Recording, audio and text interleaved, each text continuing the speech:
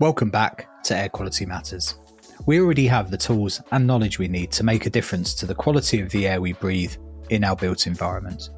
The conversations we have and how we share what we know is the key to our success. I'm Simon Jones, and coming up, a conversation with Richard Blakeway, the Housing Ombudsman for England. Richard has extensive experience in housing and public policy, previously serving as the Deputy Mayor for London for Housing, Land and Property. In this capacity, he led major investment programmes overseeing the delivery of around 100,000 affordable homes and large-scale regeneration projects. As Housing Ombudsman, he has been a prominent advocate for a zero-tolerance approach to damp and mould in social housing. In his Spotlight reports, he emphasises that landlords must take a proactive responsibility rather than blaming residents for lifestyle factors such as cooking and bathing, which historically have been wrongly cited as the root cause of many damp and mould problems. I think it's fair to say that along with the death of Awaab Ishak as a result of prolonged exposure to damp and mould, the Housing Ombudsman has made a significant impact and been a key organisation on the landscape of social housing in the last few years, on the subject particularly that's difficult and deeply complex and nuanced. It is against this backdrop that we sat down and talked about these challenges and what the next few years might look like for the sector. I think it was a really thoughtful episode. We could only get an hour, but I think we covered a lot. Please don't forget to check out the sponsors in the show notes and at airqualitymatters.net. This is a conversation with Richard Blakeway.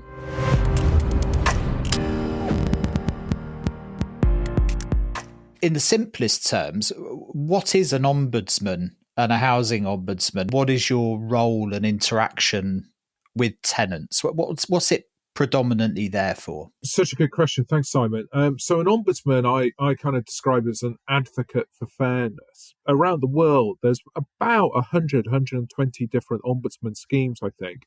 And sometimes they're organised around kind of government functions, if you like. So you have kind of public ombudsmen that hold public bodies or government to account. And sometimes they're organised around sector and sectors. And actually the housing ombudsman is a kind of mix of those. And in England, we, by law, every provider of social housing, and that's typically local authorities, housing associations, but also some other bodies and, large institutional investors, have to be a member of our scheme. And that gives all residents within those buildings access to alternative redress through us. So whether they are renters or leaseholders, they have access to us. Ombudsmen will have different powers as well as different approaches, right? So there's sort of three legs to our stool. So one is the bit that you'd expect, which is independent, impartial dispute resolution, and we're free to access. So we offer a kind of free to access alternative to the courts. And we will, investigate a case and make our decisions. And, we complete over 700 formal investigations every month. So Wow. It's quite a high volume of work that we do. The second leg of the stool is raising local complaint handling, and we set a statutory code of practice for complaint handling. So even if a complaint doesn't come to us, it should be handled fairly at a local level by the members of our scheme. And we monitor that that's happening. And then the third leg of the stool is prevention, and it's trying to learn from our casework to prevent issues happening again. And that's something which we've really developed as an approach in the last few years. That's interesting. And the voluntary aspect of it, the membership, is that, are you obliged as a provider of housing to be a member of the Housing Ombudsman, or is that statutory? Is that set in law, or is that something that people sign up to and can decide not to sign up to? Yeah, so the legislation that introduced our scheme is the Housing Act in 1996. It's been around for about quarter of a century now. When it set out a mandatory and a non-mandatory part to our membership. So the mandatory bit are those providers of social housing. So it doesn't matter what type of organisation you are; it's the product that obliges you to join our scheme. But it also allowed for bodies private landlords who aren't providing social housing to volunteer to be members of our scheme. And some have, but it's a tiny proportion that have. And that's been the really big gap in housing redress in this country, because clearly many of the issues that we see in social housing would be true of other tenures as well. And so the current government is looking to close that gap with legislation which would create a ombudsman for private landlords. And it's indicated during the passage of that legislation that it would like to unify that within the Housing Ombudsman service. So we offer a kind of single front door for people who want to access redress. And that makes a lot of sense because the legislation, a lot of the policy is universal, it's tenure blind. But I've definitely noticed in the 6 years that I've been in this role, I've definitely noticed both ombudsmen that deal with housing complaints alongside other issues as well, focusing more on some of the housing related issues. So, for example, the Northern Ireland Public Services Ombudsman has just started an investigation into disrepair and housing repair complaints. And I also, where in Australia, the Victoria Ombudsman and elsewhere, they've been looking more at housing issues. And I think a housing ombudsman may have been set up in one of the states in Australia. So I think housing is an issue, whether or not you're a dedicated ombudsman for housing or whether it's part of the mix of work that you do. It's become a much bigger thing, I think, in the time that I've been in this role. And the interesting thing for me about an ombudsman, particularly in this sector, is it really is a manifestation of where the rubber hits the road when it comes to things going wrong in the provision of housing. So by the nature of what you're doing, you're seeing outcomes that aren't resolvable necessarily within the structures that are there. And you come in then and as an impartial adjudicator, really, to see how these things can be resolved. So you're seeing in very real terms where we run out of road, basically, in housing, don't you? I think that's so true. I think home is a really emotional place, and I think that really comes across in our casework. And over the years, we've expanded as a service because of the volume of cases that we're handling. We get an inquiry just over about every 20 seconds. We get an inquiry, which just shows the need that there is. And so when we've recruited caseworkers who may have worked for an ombudsman in another sector, that typically they've said to me, I came into this role thinking I've done this, case investigation elsewhere. I know what an ombudsman does. And they're really struck by the very emotive side to our casework. And that's quite different and can be quite challenging, and obviously very challenging for the parties involved. I think there's, an ombudsman by design is there to try and address imbalances of power. And that in offering an alternative to the courts process, we're trying to level the playing field. And we do that because we're free to access, but we also do it now the way we investigate and the way that we handle evidence. Because otherwise you end up with, the court process can still have imbalances of power in it. It's who can afford it. It's who can afford the best legal representation can have an impact. And so an ombudsman's there to try and level that playing field. And I think what I see in my casework is that real imbalance of power that can exist in social housing. However poor the service provision is, you've got very limited choice as a social tenant.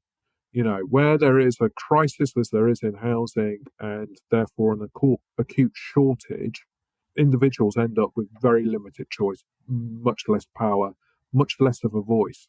And I think that's definitely something that comes across in our casework. And we can see some really, we can see some good practice, but we can also see some circumstances where clearly people's voice is not being heard and the system is unresponsive to their needs. And that has a huge impact on them when home is that, is that foundation for their lives. And it will affect not just the roof over their heads, it will affect their health, their education, their aspirations, their ability to get on in life. I get a real sense from talking to you and also from what I read from you that this is something that you got very early on in this role, was the impact the home has on people's health and well-being, foundation for life, the impact it has on their mental health and their ability to contribute to society. That seems to resonate very heavily through your tenure and through your forwards in a lot of the documents you wrote. And it was one of the ones that really first struck me, actually, when I was reading some of the stuff from the Housing Ombudsman. And I'll quote you on one, if you don't mind, because it was from, if you cast your mind all the way back to the spotlight on damp and mould. And I know it wasn't your first spotlight report, but it was one of the ones probably that resonated the hardest in the sector, I think. And you said at the very beginning, there are many and varying root causes that lead to damp and mould in the cases that we investigate, but the impact on the resident is a thread that runs between them. You can see the distress, disruption, and even embarrassment felt by residents. And you can see evident concern about their health and well-being, especially mental health, and the impact on any children. Whether or not we uphold their complaint, this experience is real and it's profound. That was a very insightful paragraph for somebody that I guess it was fairly early days, was it, in your tenure as Housing Ombudsman? I'm guessing you must have seen some cases straight out of the blocks that must have impacted you and your team quite heavily in writing those kind of forwards. Yeah, that's absolutely right. It's kind of you to describe it in that way. That report would have been about a year into doing the role. So, and I think one of the things which, and those feelings that I expressed then, I would express probably even more strongly today. And it really has grown as a theme. I think coming into the role, one of the things I was very aware of, and it was apparent during reflection on the Grenfell Tower tragedy, is the sense of stigma that can exist for social tenants, and the kind of cultural issues that can exist around social housing, and sometimes that those cultural issues can be expressed through poor communication. And sometimes we can talk about communication is such a strong theme for many ombudsmen working in many sectors, and it can come across here in housing complaints as well. And sometimes I think, communication can be looked at in a quite transactional way. How quick is someone to answer the phone? How fast is an email? And those things absolutely matter. But actually, there's a tone about it as well. There's and stigma can come across in the tone. And I think looking at some of these cases, the things which I've been really, really struck by is the absence of empathy that can sometimes exist.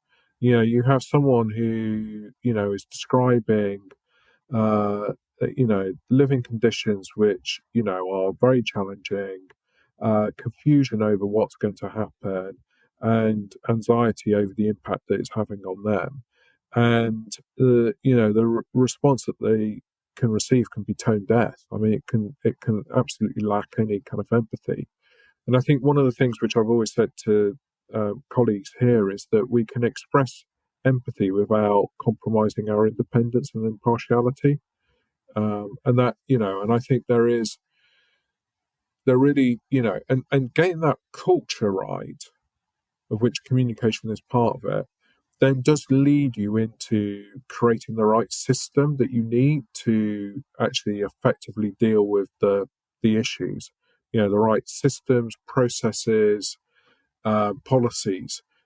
Those are only going to be as good as the culture. Yeah, and I think one of the things that the Housing Ombudsman does is obviously one of the first things it does is it addresses agency. It puts some agency in the hands of a tenant where there may not have been some before, or they felt they didn't have any, and that's a very under recognized tool for people to deal with the problems that they're having, is having the agency or feeling like they've got the agency to do something about it. Because you're absolutely right, tenants have very often felt that they don't have any options, and things like damp and mold is a manifestation of that. It's a manifestation of a building failure for a whole host of reasons, that for some reason a tenant has lost that agency to be able to deal with, and the housing ombudsman is a very important piece in bridging that gap, isn't it? That's absolutely right. I mean, by the time someone reaches us, they're at their wits' end. They've gone through a process which may have taken months, possibly years,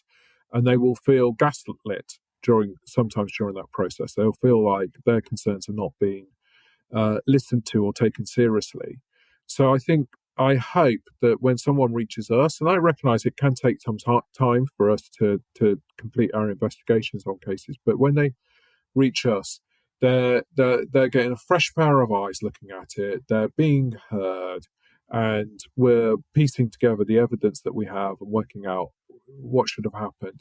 And our judgment is based on both reasonableness and fairness, and we take into account individual circumstances. And that's by statute, we take into account individual circumstances. And I think that matters so much because, sometimes, we see kind of broad brush responses that simply lose sight of the person living behind the door and don't always connect the condition of the property to the circumstances of the household. And that's and this is where I think we've tried to get into our kind of learning role and preventative work, because it's not unusual for an ombudsman to experience a bit of defensiveness sometimes, a bit of saying that cases are one-off and isolated. Now, I'd say I had a bit of that early on, but I'd say now it's very different overall, and there's much more engagement and positive behaviours in relation to learning from cases. But that individual resident is highly unlikely to have an experience that's unique to them. It will have had an impact on them, which is individual to them. But actually, if there's been poor communication, poor handling of records, poor inspection, poor scheduling of works, poor contractor oversight, all of the kind of things that we've seen, that's unlikely to be a one-off. And I think one of the things which we're trying to do is get landlords to join the dots between the cases, and then actually policymakers to join the dots as well and think about, well, what is the framework that needs to be provided here to provide good homes. And when I go back to the spotlight on repair that you published in 2019, there's a lot in that would resonate with a lot of what you've published since. And like you say, for good reason, these things aren't unique. The things that lead to disrepair requirements for an ombudsman are going to be the same kind of things that often leads to issues with damp and mould. But did you have any sense when you were taking on this role those years ago that damp and mould was going to be such a pernicious topic for you to deal with, and was going to grow the legs that it did? Because it's certainly become a very big part of your mandate, is dealing with and looking at the issues of damp and mould in housing, hasn't it? That's absolutely right. No, I didn't envisage it. The reason why we decided to do a focus on damp and mould was partly because we didn't think we were seeing enough cases about it. And we thought that we could see in some of the cases that we were handling that there were characteristics common across them, which pointed to a deep unfairness in the way that they were being handled, including placing the onus on the tenant, kind of tenant blaming approach. But then when we looked at, analysed our casework overall, we thought we were seeing too few cases in relation to damp and mould, given other indicators out there around the decency of homes and so on. That's interesting, because the assumption would be the Spotlight report was there because you were seeing an overwhelming number of complaints and you felt you had to report it. But actually it was the other way around. You were seeing patterns that you were saying, well, we should be seeing more of this. There's something here that we need to spotlight and bring to the fore. That's interesting. Totally right. Yeah, totally right. And we take a dual approach. So sometimes we will see we've got, clear trend or a significant volume of cases. So, why are we seeing those cases? What is it in there? And sometimes it's that indicator that says it's like the canary in the coal mine. And I'm such a strong believer that complaints can be an early indicator of something that's not working in the way that it should be. Or should lead you to reevaluate as an organisation how you approach an issue. And absolutely, and I've seen it, for example, with, it's not air quality related, but I've seen it, for example, with window related complaints where we raised a flag in relation to windows that we were seeing boarded up for years, and similar kind of responses about, we'll replace the windows when we do major works, even if those major works are years away and the windows are not fit for purpose right now, which can have implications for damp and mould, and we were, or ventilation issues if the windows end up, being boarded up. And that absolutely, since we raised a flag on that one, we started to see an increase in cases coming to us. And it's exactly the same as happened with damp and mould, which now, having gone from not being as sizable in our casework than we thought, at one point it was about 50% of the cases we were handling. Yeah, and I was just about to say, fast forward to 2025, we've had the case of Awaab Ishak since then. We've had Awaab's law starting to come into force, I think, start first phase of it this autumn. It's a very different landscape now than it was 5-6 years ago. That's absolutely right. I think it's, you could argue it's kind of 40 years overdue, some of these changes. I remember during some of our investigations seeing a video of a documentary from the early 1980s where it was probably a BBC documentary, and I think they'd gone into a home to talk about damp and mould with the residents, and what the residents were saying then would be repeated by residents today. It was so striking. So I think in a way you've kind of, it's taken a long time to get to this kind of reckoning around how is damp and mould handled. But in a very short space of time, I think there's been a rapid reevaluation, which is everything from culture through to systems and technology. And clearly it's become a greater priority for landlords. And I think that whilst, the circumstances in which that's come about is something that it should never have happened, I think the fact you've got that level of responsiveness now is encouraging. And I think it also, I'd like to think many landlords would say that having the insights from complaints has been beneficial for them to really think through, well, what do they need to do? How do they improve handling? I'd like to borrow your attention for just a moment to discuss ACO, a partner of this podcast. ACO, an EI company, specialises in pioneering new technologies in fire, carbon monoxide alarms, and Internet of Things technology. Many know them as the go-to company for these products. In fact, this year they're celebrating 35 years in business. I particularly know them for their outstanding work in the housing sector with their HomeLink offerings, aiming to solve some of the industry's most serious challenges. The technology incorporates environmental sensors and a gateway to offer connected home solutions, which has a proven track record in helping landlords reduce operational costs and carbon emissions while improving residents' well-being and safety.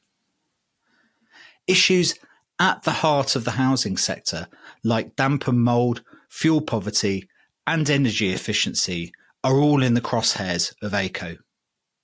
I've been amazed at how they are innovating here, with a laser focus on unpacking some of the complex nature of these challenges in a way that answers the what next question we so desperately need at the moment. They have a great network of experts and installers. If you're in housing, they are definitely worth talking to.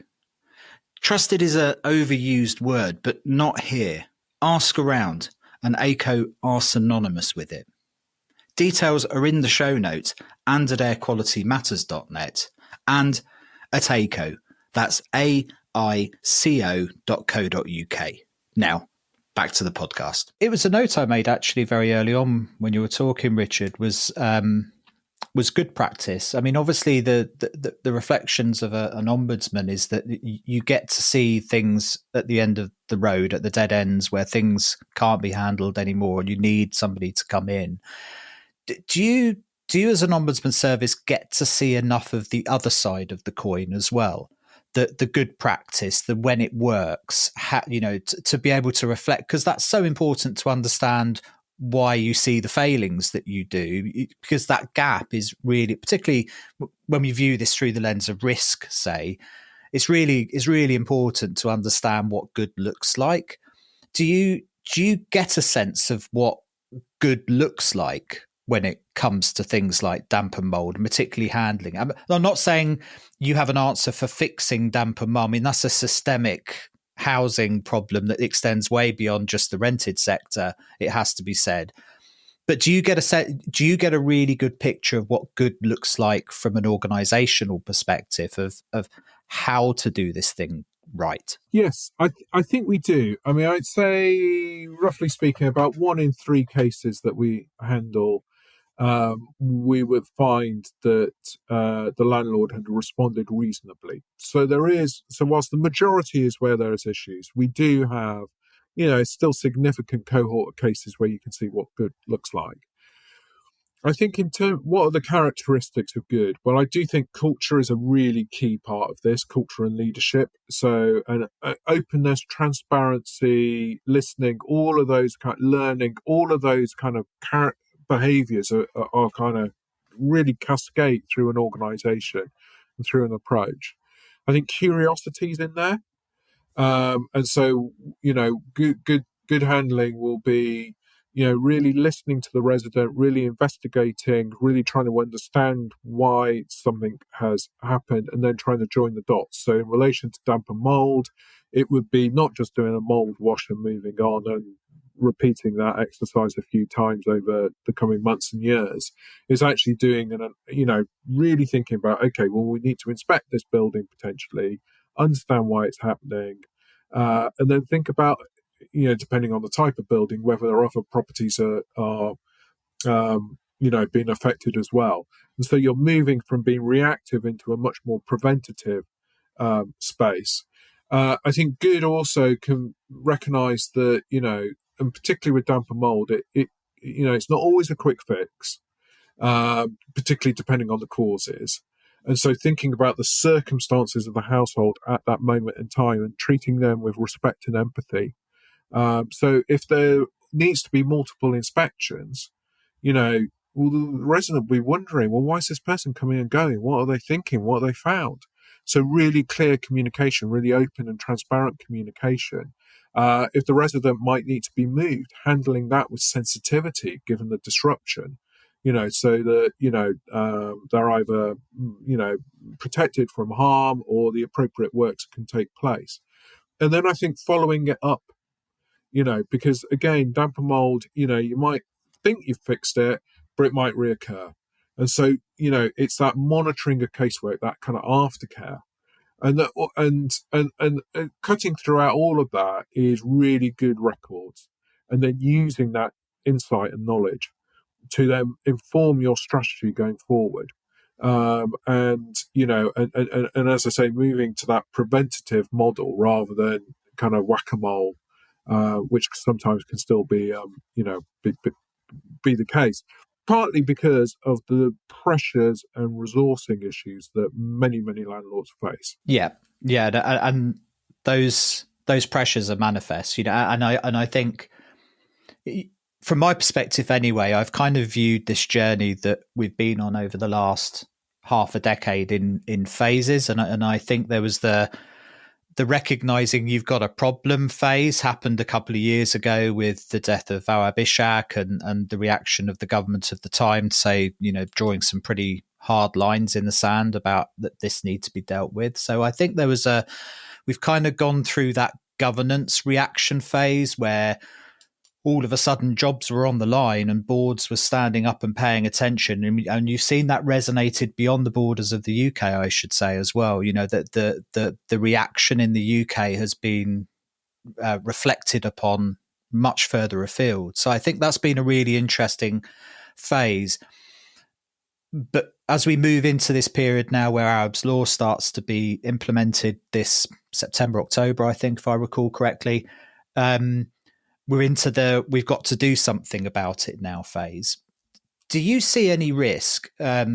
Because there's no doubt about it that there's a huge challenge ahead of housing generally, with the condition of stock and resolving the fundamental issues that drive things like damp and mould. There was clearly a need to get a better reaction from housing, hence the need for something like Awaab's law that looked at timings and reactiveness. Do you think because we're so far behind in dealing with this, that there's a risk that we actually exacerbate reactiveness as opposed to proactiveness in the short term, that trying to chase the demands of something like Awaab's law over the next year or two, that we start firefighting rather than dealing with the causes of the fire in the first place? Because that seems to me to be a potential risk with where we are at the moment. I think we're absolutely reaching, certainly within social housing, we're absolutely reaching the point where there needs to be a fundamental evaluation of what is a decent home. There was a piece of public policy in the early noughties at the turn of this century where a new standard for housing social housing was introduced. Now we're kind of coming to the kind of end of some of those interventions, and that's really showing up in our casework. The government has just published its consultation on a reformed decent home standard, and I think it really learns from the last one and is a step change, which is could be really, really welcome. And also look to say, well, that standard should not just apply to social housing; it should apply to private rented housing. So I think that approach will ensure that landlords are really clear on how they balance the different pressures, and that you don't end up with unintended consequences in the way that you've described. I think one of the big challenges with Awaab's law, a couple of thoughts on Awaab's law. I think one, if I may, one is about ensuring that Awaab's law isn't a bolt-on to existing kind of policies and practices, but is really integrated. It leads to a strategic rethink, because I think that's what was missing when perhaps the hazards were articulated back in 2004. We had 29 hazards introduced, and that included damp and mould and lots of other issues. And I think they were seen as a bit kind of led by local authorities. It was the result of an improvement notice issued by a local authority. It just wasn't embedded into practices to the extent that it should have been. And so I think, Awaab's law needs to be integrated into a framework and an approach, not just added on. And then I think the other thing is that there's a lot of focus on what happens when Awaab's law is triggered. But there's a lot of discretion over triggering Awaab's law. So under the requirements and the guidance, it's left to the landlord's judgment. The word judgment is used in the guidance of when to apply Awaab's law. It's left to the landlord's judgment as to whether there could be significant harm. So I think those are things which landlords need to be really confident that they've got a clear and consistent approach on, because otherwise the the issue is not only, and it's important, not only are you handling Awaab's law well under Awaab's law, doing the inspection in the time required, producing the written statement to the household in the time required, and so on, but actually, did you know it was Awaab's law to start with? Did you know you should have applied it?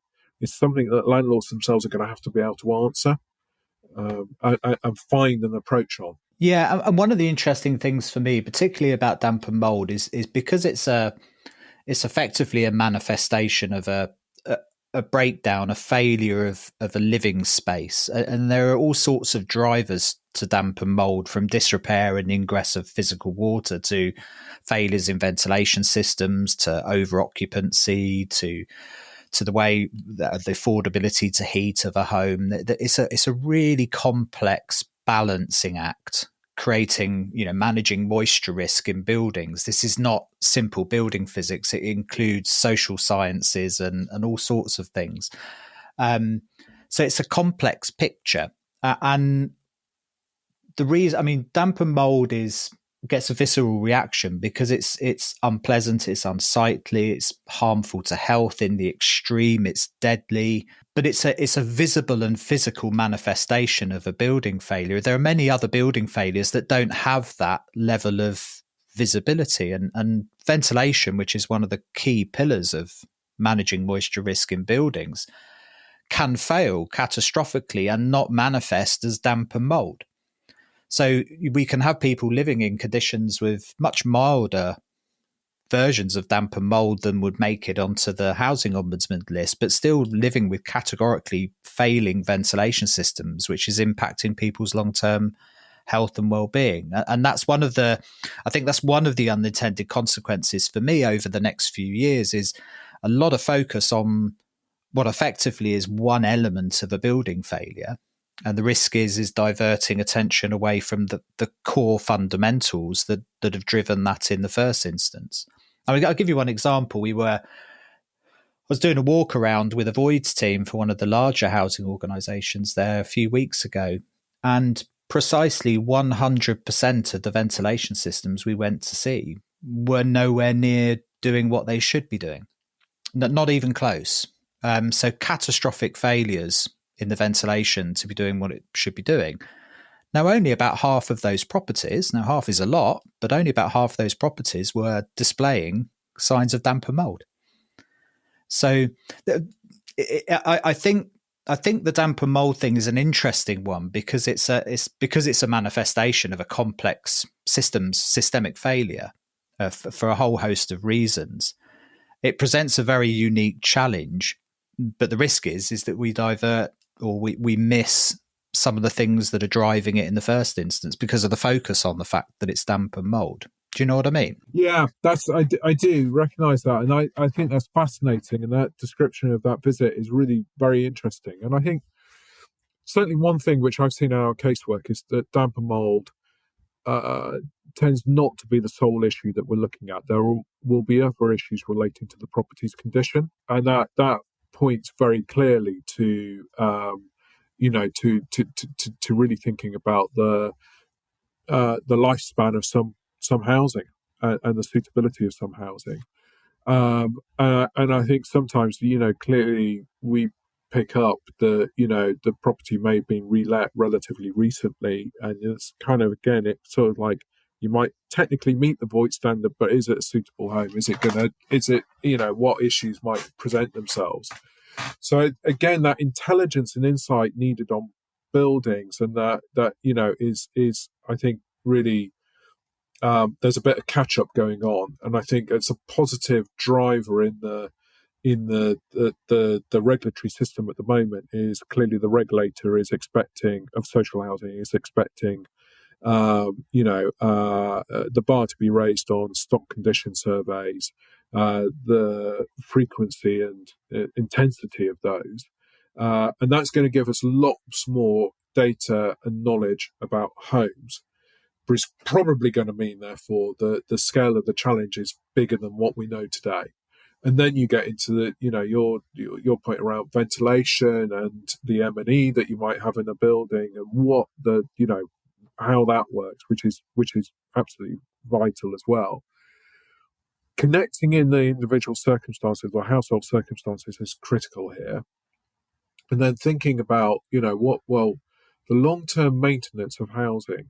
And this is an area which we've explored in some of our work recently. And I think one of the real challenges is that actually the maintenance model in this country probably isn't as developed as it could be. And that's because it's been under-resourced, But how you get to a place where we're really harnessing technology, and there's a lively, enthusiastic debate about that, but how we use technology, how we, move, as I've said, to this kind of predictive model rather than reactive one, and then how we consider the different components of a building and focus more on their functionality rather than their age, which has perhaps been the tendency at times in the past, I think are all key ingredients to really elevating our maintenance model, in this country. I think it's really interesting you say that, and a lot of the strategic work that I do with housing organisations is that shifting to the performance of systems as opposed to the fact that it exists or not. Most of our stock condition surveys is there a fan, yes or no? Does it make a noise when the light switch goes on, yes or no? And moving more increasingly towards, is it functionally doing what's needed for this property? And that shift in mindset can be quite profound because it resonates through the housing organisation. It was interesting to hear what you said about the data as well. I mean, that landscape has changed dramatically, even in 5 years, hasn't it? Our ability to have both environmental data out of buildings, but also connect quite a large pot of broader data sets into the mix to understand stock conditions, how homes are used, what their environmental conditions. That's a profound shift in the sector, isn't it? I guess you've seen that as an ombudsman as well, that the potential for data to unlock and give us visibility where we've not seen it before could be enormous. Yeah, I think there's a universal recognition that there needs to be an urgent focus on ensuring that landlords know what they need to know, the data and the use of that data is enhanced, and you've got lots of external pressures to do that, as well as I think landlords really recognising the value of that, and it's a cultural thing as well. And and I do, I do think the right leadership is needed to make sure that data is respected and utilised effectively, and it's trying to get everyone to understand their role. So sometimes you can have if you're an operative in a property, you need to understand the value of the information you record because it can have an implication in the boardroom. And but we know there are some real challenges to be overcome, which can be overcome, but to be overcome until we get to a place where we've got that the data is telling us what's needed to be known. There's obviously issues around systems and some legacy arrangements. There's obviously some data quality issues and completeness, and then there's the usability of that data and how that data is accessed and used. And I think perhaps this will transfer into maintenance and repairs a bit. I think there was a real wake-up call clearly following Grenfell Tower for the sector around building safety, and I remember a presentation from a housing association which was really open and thought-provoking, where they said, look, they'd acquired this building that had been built 70 years ago. They acquired this building. They discovered, as a result of the building safety issues, that, actually it was two buildings that at some point been connected together. But at the point they purchased it, they didn't realise that. And it wasn't until they'd done intrusive kind of work on the building that they actually understood so much more about this building and the fact, as I say, it was two buildings. And that's, and I think all of that will, should produce, a kind of transferable kind of model, if you like, playbook that could be applied a little bit here to, to repairs and maintenance, because we know there's a gap and we see it daily in our casework, repair records that are missing, repair records that don't tell you very much, and then whether or not those records are used. I mean, that is a daily occurrence in our casework. Like I said, it's widely recognised, very little dispute over it. So I think there's a lot of energy, positive energy going in to fix it. What's the direction of travel on the cases that you're seeing coming across your desk at the moment? Are you still seeing an increasing amount of requirements for the Housing Ombudsman, and is that due to increasing awareness of the need and that as an avenue? And if that's the case, how do we deflect that to a downward trajectory? What needs to be put into place, do you think, or what are the things that need to be there for us to start to see this thing getting handled and for you to be needed less, which has got to be the goal, I guess, ultimately? Yeah, so I think the trajectory's upwards. Last year we had about the last financial year we had about a 35% increase in cases coming to us that reached the threshold for formal investigation. Year before that, it was about 60%. So the increase in casework remains, relentless in some ways, and that's not necessarily a negative in the sense that I think it is reflective of increased access, increased awareness, and increased value being placed on the complaints process. And I think if you were to look ahead 5 years, what you want to see is the uphold rate, where we're finding fault decline, but you'd want to see that decline ahead of the traffic coming to us or the casework volumes coming to us, because then you're getting real assurance that actually it's not that stuff's going underground or being shoved under the sofa. It's getting fixed, things are getting better locally, and expectations have changed and trust is perhaps rebuilding. So I would hope over the next 5 years to see a decline in our maladministration rate ahead of a decline in our casework volumes. I expect over the next 5 years, probably our casework volumes will remain high. In terms of the in a sort of more qualitative way of what we're seeing, I'd say specifically on damp and mould, the one thing which I have seen less of, doesn't mean it doesn't happen, but I've certainly seen a lot less of it compared to when we did our spotlight report and that forward that I wrote several years ago, is the tenant blaming. That occasionally we'll see it, but that is less prevalent now in our casework. So that suggests that there's been a change in behaviours, which is a really positive thing to see. Still issues in the delivery, especially delays, but nonetheless, there's the delays to inspections or delays to repairs.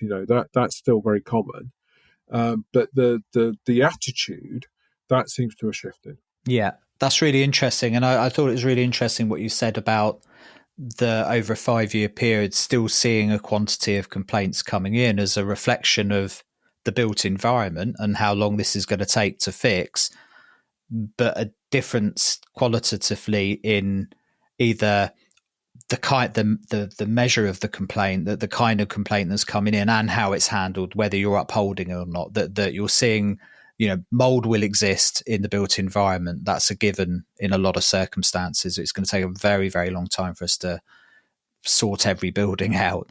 The difference is how it's handled by people when it comes across people's desks. Yeah, I think that's absolutely right. I mean, I think the trust is really fractured, and I think that's just sadly, the situation we're in. So there has been a fragmenting of trust, which means people are more likely to bring cases to us for very understandable reasons.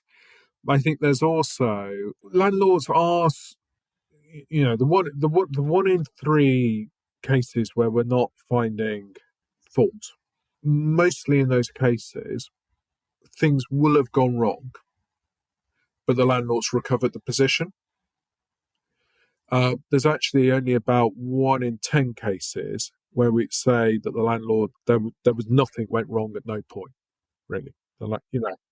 So the challenge for the sector is how do they get upstream? So they're better at catching a falling ball in some cases, But how do they stop that ball falling? I think is still a bit of a challenge for some landlords. Yeah, and at the core of the DNA of a lot of these organisations is social care and tenant-centric behaviours, and like a lot of these big organisations do genuinely want to do the right thing. It will be very interesting to see as we move from these big organisations that have systemic challenges because of both the size and the quantity and quality of stock that they're managing, as the Ombudsman then starts to take on more and more private rented if the law comes through and you end up being an Ombudsman for the private rented sector, you're going to be dealing with a much more disparate cross-section of landlords with perhaps different motives. I'm not saying bad motives, but that they're not going to have that social imperative behind them necessarily that